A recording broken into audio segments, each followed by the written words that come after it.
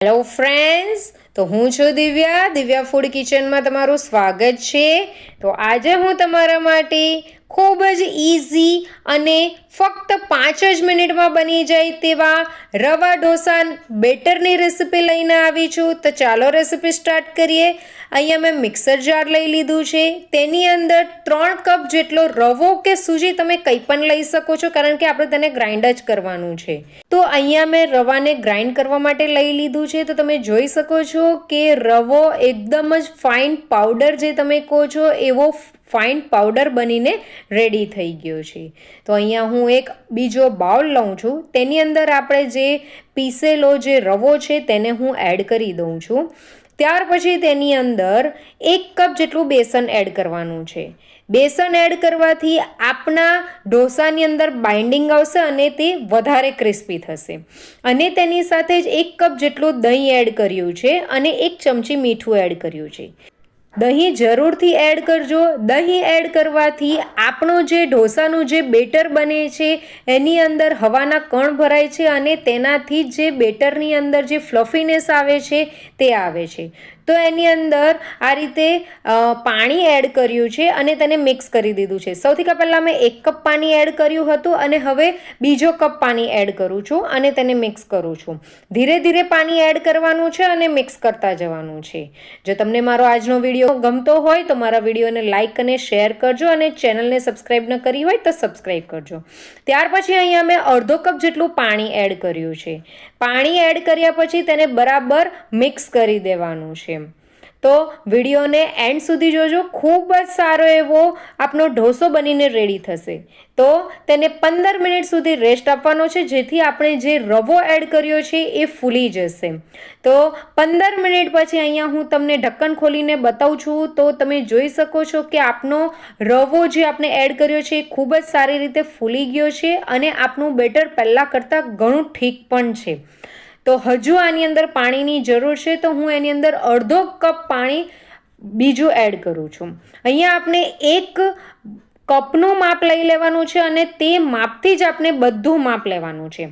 પાણી એડ કર્યા પછી આપણે બરાબર એને મિક્સ કરી દેવાનું છે। તો આ રીતની કન્સિસ્ટન્સી રાખવાની છે, તમે જોઈ શકો છો। બસ આનાથી વધારે ઘટ કે આનાથી વધારે ઢીલું બેટર હોવું નહીં જોઈએ। આની અંદર ફ્લફીનેસ અને ક્રિસ્પી ઢોસા થાય તેના માટે અહીંયા હું 1 ઈનોનું પેકેટ જે આવે છે, ઈનો ફ્રૂટ સોલ્ટ, તે એડ કરું છું।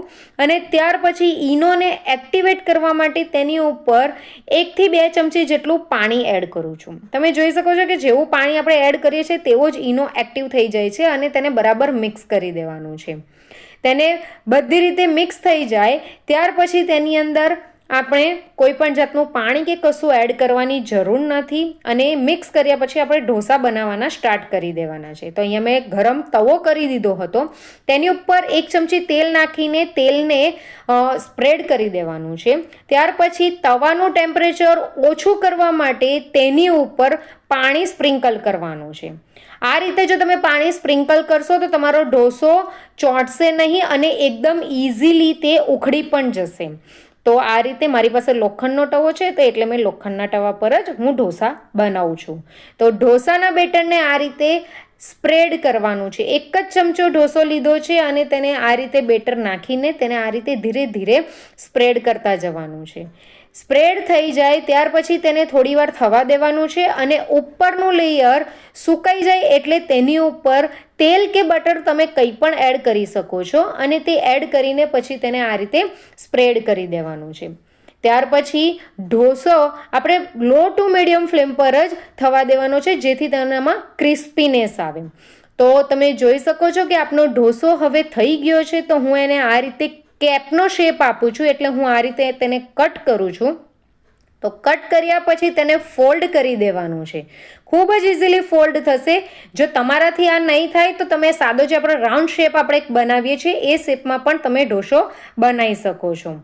તો મેં અહીંયા કેપ શેપમાં ઢોસો કરી દીધો છે, તમે જોઈ શકો છો। ખૂબ જ ઇઝીલી આપણો ઢોસો ઉખડી પણ ગયો છે અને કેપ શેપમાં ખૂબ જ ઇઝીલી બની ગયો છે. તો તમને જોતાં જ તમને ખબર પડે છે કે આપણો ઢોસો કેટલો ક્રિસ્પી છે.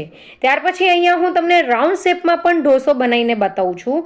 તો તે જ રીતે અહીંયા મેં પાણી એડ કરી દીધું છે અને તેને સારા એવા ક્લીન કટકાથી મેં ક્લીન કરી દીધું છે અને ઢોસાનું બેટર એની ઉપર નાખી દીધું છે અને સ્પ્રેડ કરી દીધું છે. ત્યાર પછી તેલ કે બટર એડ કરી દીધું છે અને તેને આ રીતે સ્પ્રેડ કરી દેવાનું છે. ત્યાર પછી તેને ઇઝીલી તમે જોઈ શકો છો કે ઉખડે છે. તો આ રીતે મેં એને રાઉન્ડ શેપમાં લઈ લીધું છે. તો તમે જોઈ શકો છો કે કેપનો પણ શેપ ખૂબ જ ઇઝીલી થઈ ગયો હતો અને રાઉન્ડ શેપ પણ ખૂબ જ ઇઝીલી થઈ ગયો છે. તો આ રીતે એકવાર બેટર બનાવીને જરૂરથી ઢોસો ટ્રાય કરજો.